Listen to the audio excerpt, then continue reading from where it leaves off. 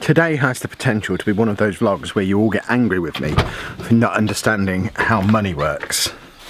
Because a plan is needed. Ignore the utility room, I know it still needs sorting. Probably need the light on in here. But because we've now bought the car was an unexpected expense. We knew we'd need one at some point. We hoped we wouldn't need it in the next year. So, because of that,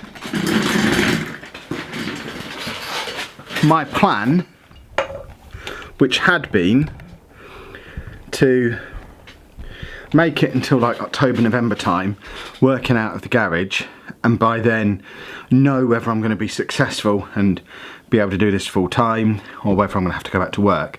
And at that point, if I have to go back to work, I have to go back to work. If it's going well, the plan, and this has always been in the budget, the business plan, all that stuff. The plan had been to go and get a local office space. There's a couple for like £250 a month. It was a reasonable expense for something that would have allowed me to have a place to set up as a studio like this that I can realistically work in all year round.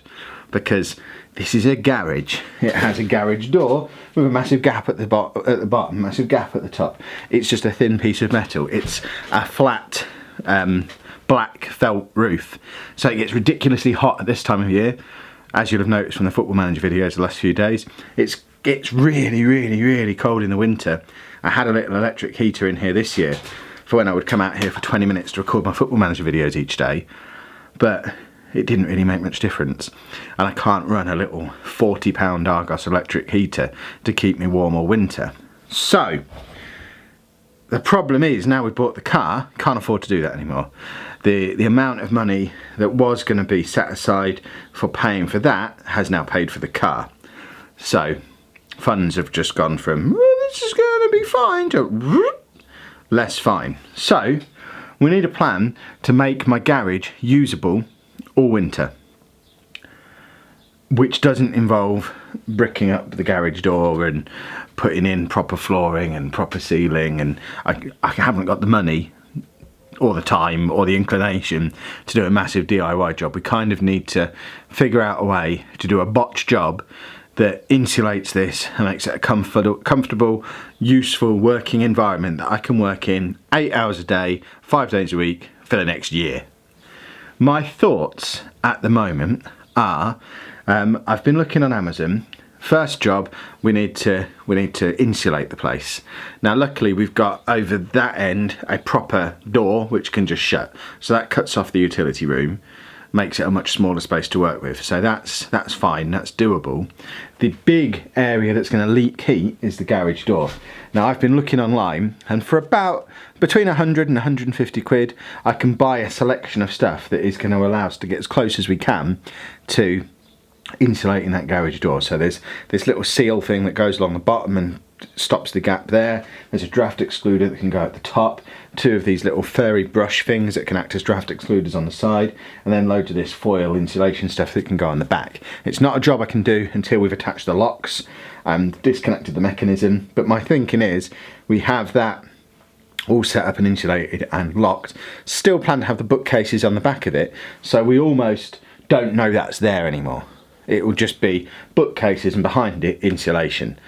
Then either side of the garage we're in a linked detached house, so this wall goes back straight on to our living room. No, it doesn't. The kitchen's there and like the stairs are there, but we've got cavity wall insulation on that side. This side is next door's house. They've also got cavity wall insulation. So the walls on either side are insulated, and at the back there we have the whole of the utility room to act as insulation before we hit the outside. So if we can secure that end, and I work at this end, insulate it and block it off with a bookcase, we're not going to lose much heat.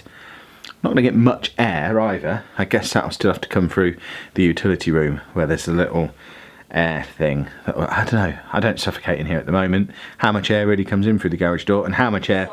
I don't know that. Alexa doesn't know that apparently. And how much air will these things that are on the garage door realistically block? So that's going to be for insulation. Then we need to deal with heating. I think from my research, I need you to let me know if I'm an idiot, that the best option for heating is going to be a little propane burner thing, like what people would have, like what grown-ups would have if they had a shed or a workshop, that I can sort of put under this desk next to me. So I'm sat here at my desk like this, and there's a little heater under there just keeping me warm, and it's that side of me. Do I want it that side of me if that's the cold end of the room?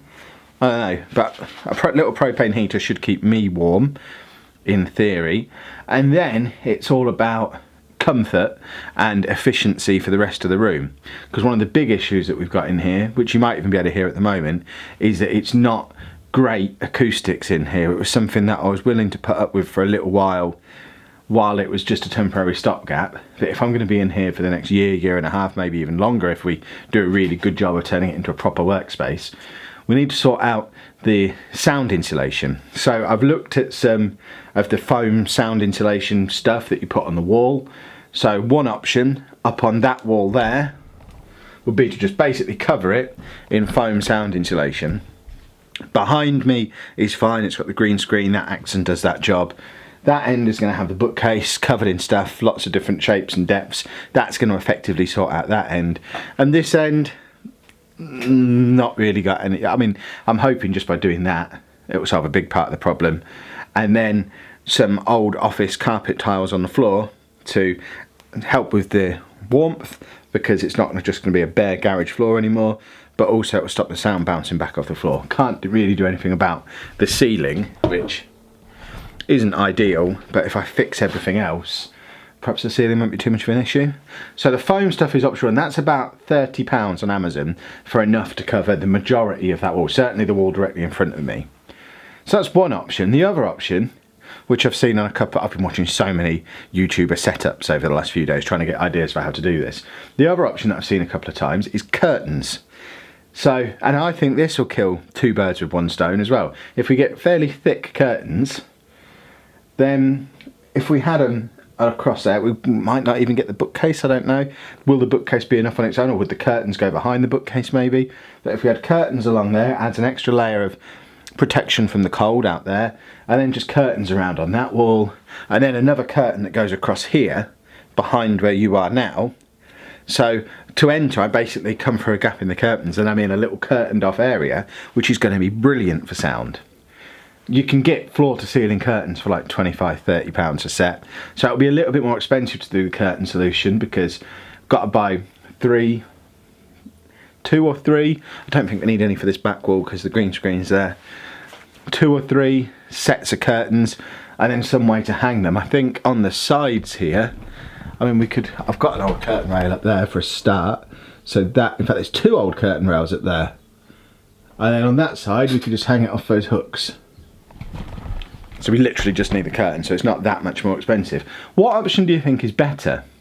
Curtains or proper soundproofing stuff? That's an important consideration. And then flooring, we mentioned.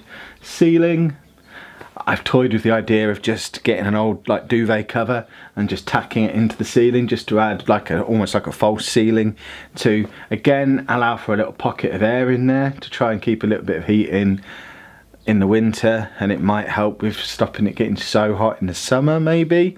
And then I think that's it. At the moment I've got this old air conditioning unit which doesn't work as an air conditioner anymore, but it does still work as a fan, so when I'm not recording that's on, that's keeping the room relatively cool, and then I think we'll be sorted.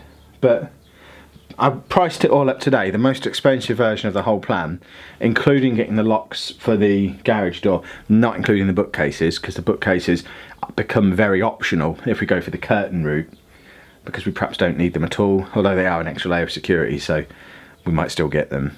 But just for the soundproofing and the insulation, we're looking at about 350 quid for the whole lot. Does that sound reasonable, or is that too much money for what I'm looking to do?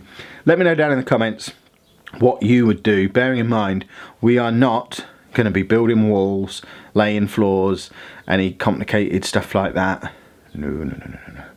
And lastly, while you're here, I need you all to help me with here I am, I've just spent the last 10 minutes talking about the need to do a decent job on the cheap, but now I want to spend just as much money, another £400, on a personalised number plate. LO11UJO. It's £400 straight from the DVLA. How many people get their actual Twitter hashtag, their actual channel name that they can use as their number plate? Anna says it's frivolous. I know it probably is.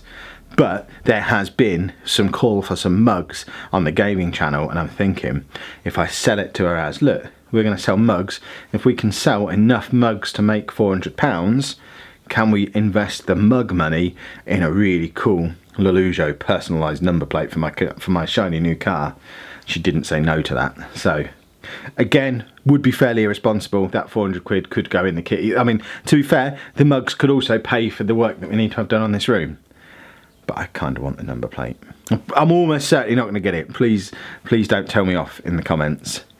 But someone did say I could write it off for tax because it's branding for the business. The business is Lelujo Limited.